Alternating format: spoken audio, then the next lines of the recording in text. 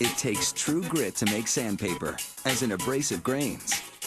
People have been using abrasive minerals to sand and polish things for centuries. Today, these minerals undergo heavy processing to make the grade, from very superfine to very coarse.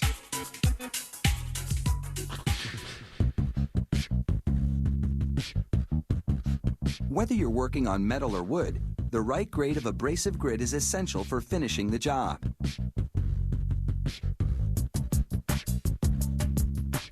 The factory starts with bauxite, a naturally occurring mineral that resembles clay. They add alumina, a white powdery material that's actually derived from bauxite. The bauxite and alumina are blended with other minerals, then released into an electric arc furnace. Here, 3 large electrodes use intense electrical current to heat the mix to over 3,600 degrees Fahrenheit. That's hotter than an active volcano. In fact, the mixture looks a lot like lava as the minerals melt and blend together.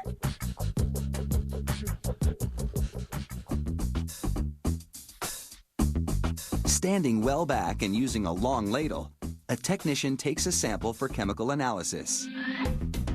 If the mix is right, the molten minerals are emptied into a big steel pot.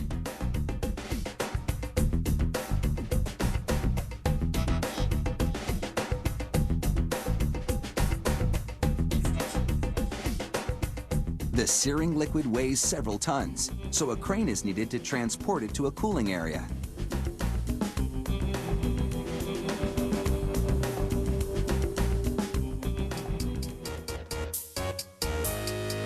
"24 hours later, with the material hardened, it's time to bring in the wrecking ball. It cracks open the hardened concoction, which is still quite hot at the core.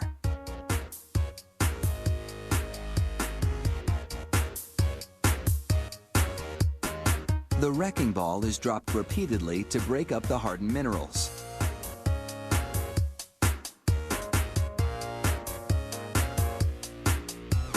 Next, the lumps of abrasive material are transferred to a conveyor system.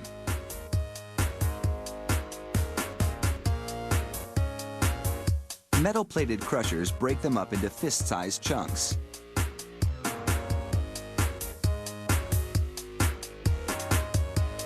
A magnet picks up any excess iron. And then it's into the roll crusher, where iron cylinders grind the chunks to bits.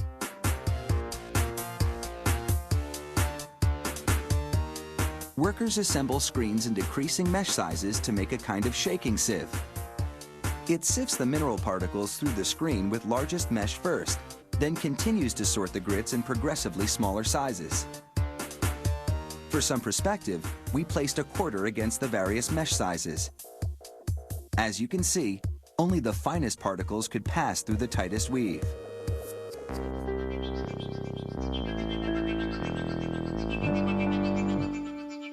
The bits of grit bounce across the screens and fall into hoppers, a different one for each size. The coarsest grains will be used for rough sanding jobs. The smaller the grain, the finer the finish. The finest grits are virtually microscopic.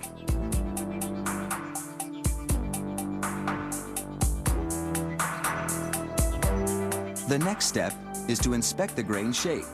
A sample is funneled into a cup. Then it's weighed. A higher weight means the bits are densely stacked and therefore blockish in shape with blunt edges. A lower weight means they're flat and sharp.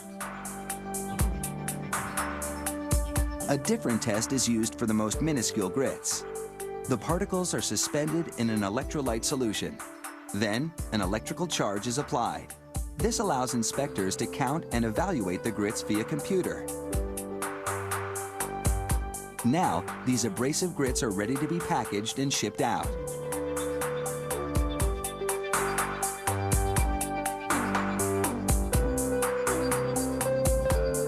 Coming up, we'll go to the sandpaper factory, where the abrasive grits meet their ultimate destiny. We'll have the nitty-gritty on that process next.